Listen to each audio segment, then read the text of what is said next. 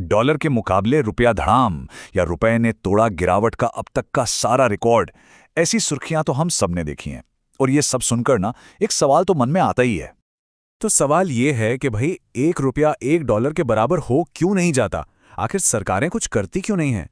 ये एक ऐसा सवाल है जो कभी ना कभी हम सबके दिमाग में जरूर आया है। अरे सोचकर ही कितना मजा आता है ना? अगर ₹1 $1 के बराबर हो जाए तो लेटेस्ट आईफोन मिलेगा सिर्फ 999 रुपए में और फरारी जैसी कार सिर्फ 5 लाख में। जिंदगी कितनी आसान हो जाएगी। लेकिन क्या सच में ये इतना सिंपल है? इस सवाल का जवाब हमें मिलेगा पैसे के इतिहास में। तो चलिए इस पूरे मामले को समझने के लिए थोड़ा पीछे चलते हैं, बहुत पीछे, उस दौर में जब पैसा था ही नहीं। उसे कहते थे बार्टर सिस्टम। मतलब मेरे पास गेहूं है और मुझे सब्जी चाहिए, आपके पास सब्जी है और आपको गेहूं चाहिए, बस हो गया सौदा। सामान के बदले सामान। यही था दुनिया में व्यापार करने का सबसे पहला तरीका। पर जरा सोचिए इसमें दिक्कतें कितनी थीं। पहली बात, ये जरूरी थोड़ी है कि जिसे मेरा गेहूं चाहिए उसके पास वही सब्जी हो जो मुझे चाहिए। दूसरा, ये कौन तय करेगा कि भाई 1 किलो घी के बदले कितने किलो आलू मिलेंगे? कोई कॉमन वैल्यू तो है ही नहीं। और मान लीजिए कार खरीदनी है तो क्या बोरियां भर भर के गेहूं लेकर जाएंगे?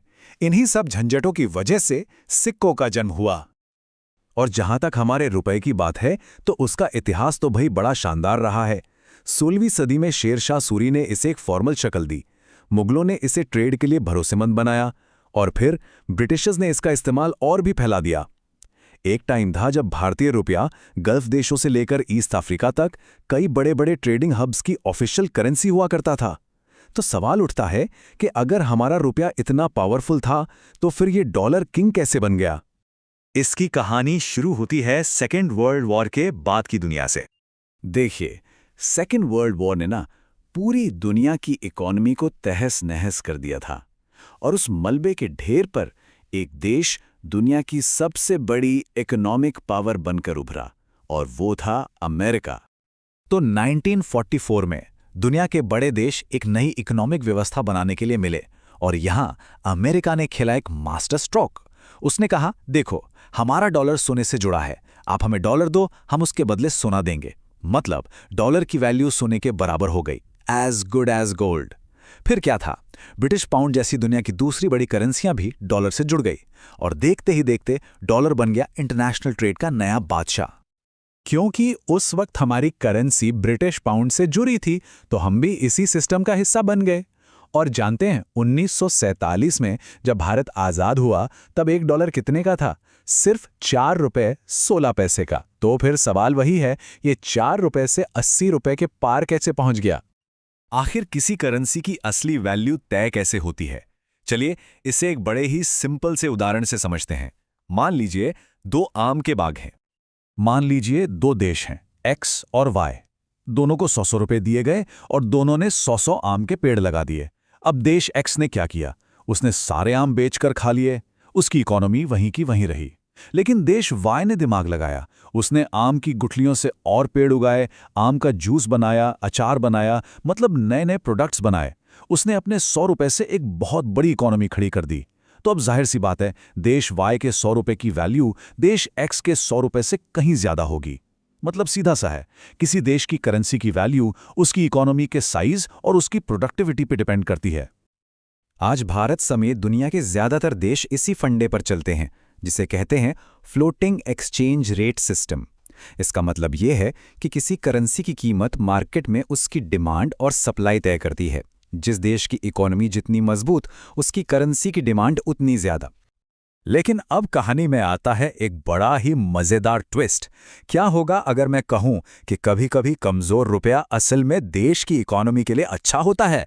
सुनने में अजीब लगता है ना?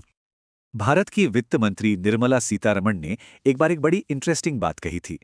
उन्होंने कहा था, इसे रुपए का फिसलना मत देखिए, इसे डॉलर का मजबूत होना देखिए। तो आखिर इस बात का मतलब क्या है? इसके पीछे की स्ट्रैटेजी क्या है? देखिए, पूरा साइकिल समझिए। भारत को तेल जैसी जरूरी चीजें बाहर से इंपोर्ट करनी पड़ती हैं, राइट? और इसके लिए पेमेंट डॉलर्स में करनी होती है। अब सवाल है, ये डॉलर्स आएंगे कहां से? तो हमें अपना सामान यानी एक्सपोर्ट्स दूसरे देशों को बेचना पड़ेगा, और यहीं पर कमजोर रुपया अपना जादू दिखाता है। जब रुपया कमजोर होता है ना, तो किसी अमेरिकी या यूरोपियन खरीदार के लिए हमारा सामान सस्ता हो जाता है। इससे हमारे एक्सपोर्ट्स बढ़ते हैं, विदेशी इन्वेस्टमेंट आता है, और देश में आते हैं वो कीमती डॉलर्स जिनकी हमें जरूरत है। और ये मत सोचिए कि ये कोई नई चीज है। भारत ने इतिहास में कई बार, खासकर मुश्किल वक्त में जैसे 1966 और 1991 के बड़े आर्थिक संकटों के समय, जानबूझकर अपनी करेंसी की वैल्यू कम की है। क्यों? ताकि एक्सपोर्ट्स को बूस्ट मिल सके। ये एक सोची समझी इकोनॉमिक स्ट्रैटेजी है। तो चलिए घूम फिरकर वापस अपनी उस फैंटेसी पर आते हैं कि क्या हो अगर कल सुबह हम उठें और न्यूज़ में आए कि $1 $1 के बराबर हो गया है। हाँ, आईफोन तो सस्ता हो जाएगा, लेकिन उसकी जो कीमत देश को चुकानी पड़ेगी वो बहुत भारी होगी। सोचिए जरा, रातों रात भारत में काम करने वाले लोग दुनिया में सबसे महंगे हो जाएंगे। जितनी भी विदेशी कंपनियां यहां सस्ते लेबर की वजह से हैं, वो सब अपना बोरिया बिस्तर बांधकर निकल लेंगी। बाहर से आने वाला इन्वेस्टमेंट, जिसे FDI कहते हैं, वो ठप हो जाएगा। हमारा एक्सपोर्ट वो तो पूरी तरह से बैठ जाएगा, और इसका नतीजा क्या होगा? देश में बड़े पैमाने पर बेरोजगारी और एक भयानक आर्थिक संकट। देखिए, सीधी सी बात है, किसी भी करेंसी की ताकत उसकी इकोनॉमी की ताकत को दर्शाती है। आज अमेरिका की इकोनॉमी लगभग $29 ट्रिलियन की है, और भारत की करीब $3.5 ट्रिलियन। ये जो जमीन आसमान का फर्क है ना, यही डॉलर को उसकी असली पावर देता है। तो अगली बार जब कोई कहे कि रुपया गिर गया, तो एक पल रुककर जरूर सोचिएगा कि क्या ये सच में गिरावट है, या फिर लंबी छलांग लगाने की एक तैयारी।